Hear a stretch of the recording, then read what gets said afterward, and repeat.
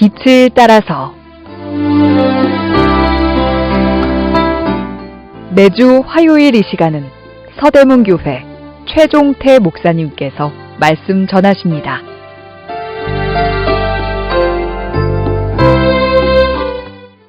애청자 여러분, 안녕하십니까?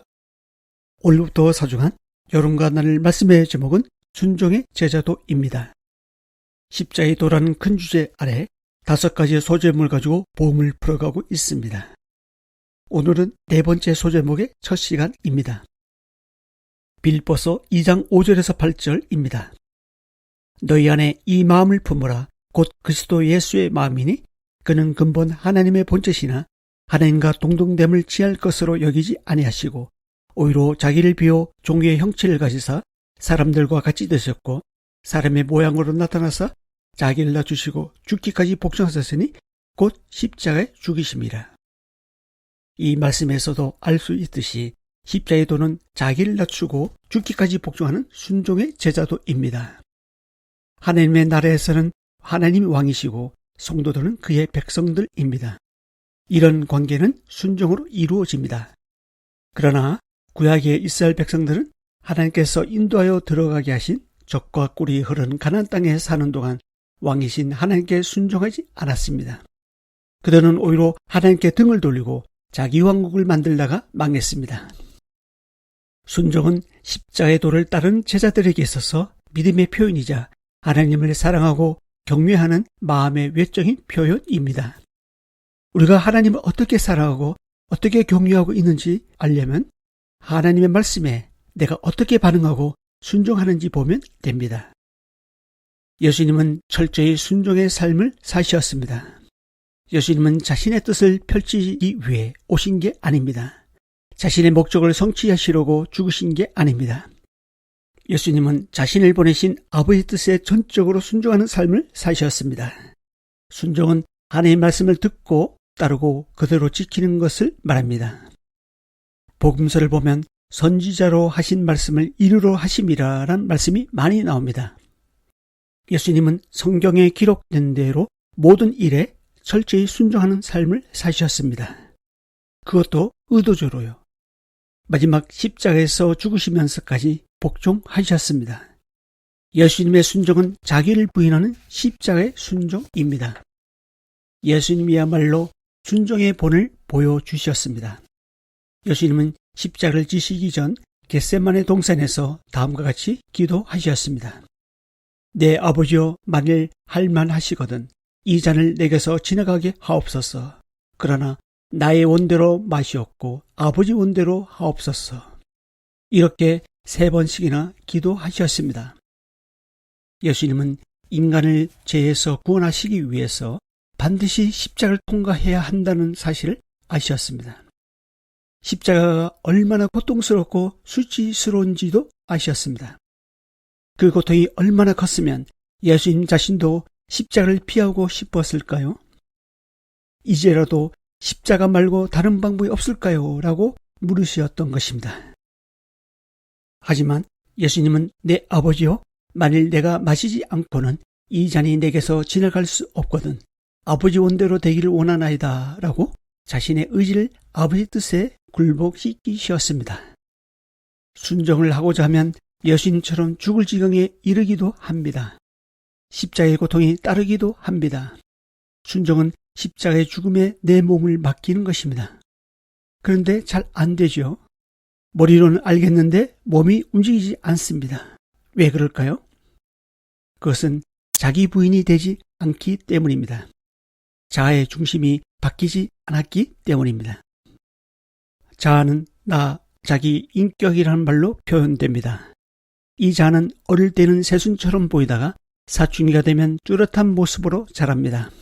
이 시기에 정체성의 혼란을 겪습니다.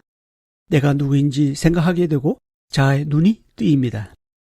그러다가 어른이 되면 자아는 견고한 성처럼 확고히 자리 잡으면서 자기만의 나라를 만듭니다. 그런데 중요한 것은 이 자아가 십자가에 통과한 적이 있느냐는 것입니다. 순종을 하려면 자기가 부인되어야 합니다. 자기를 부인하기 위해서 자아가 십자가를 통과해야 합니다.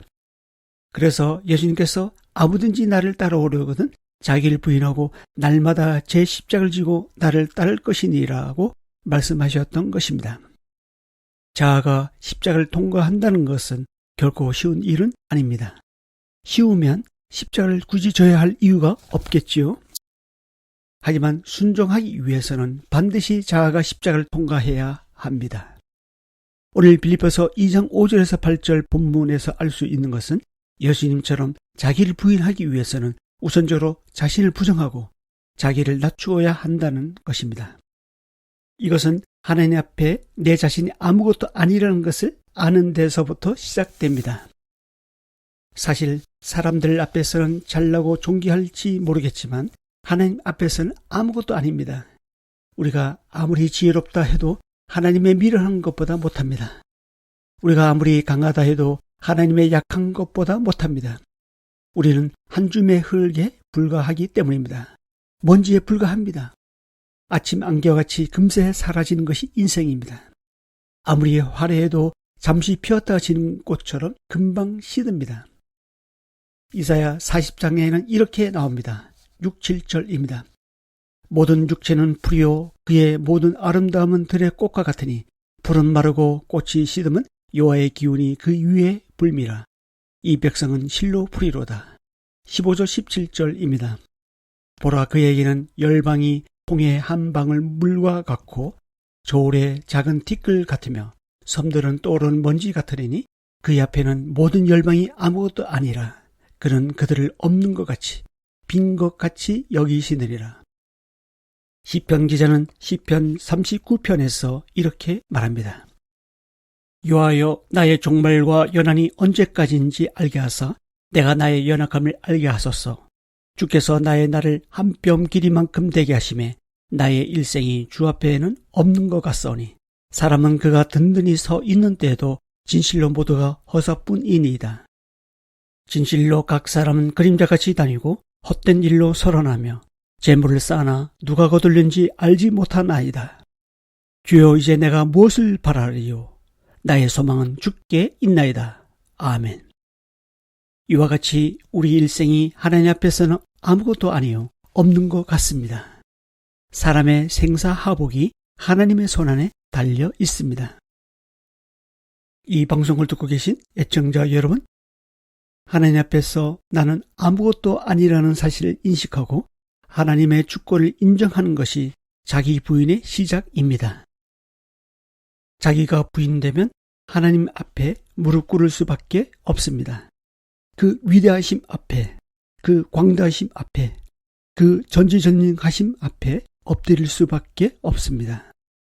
이런 자기 부인은 때론 십자가 같은 고통이지만 자기를 부인할 때 예수님처럼 순종하는 힘이 생깁니다.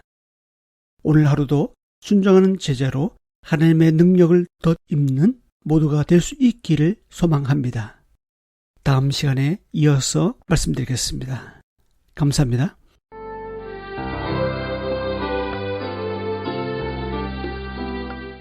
빛을 따라서 지금까지 서대문교회 최종태 목사님의 말씀으로 함께 하셨습니다.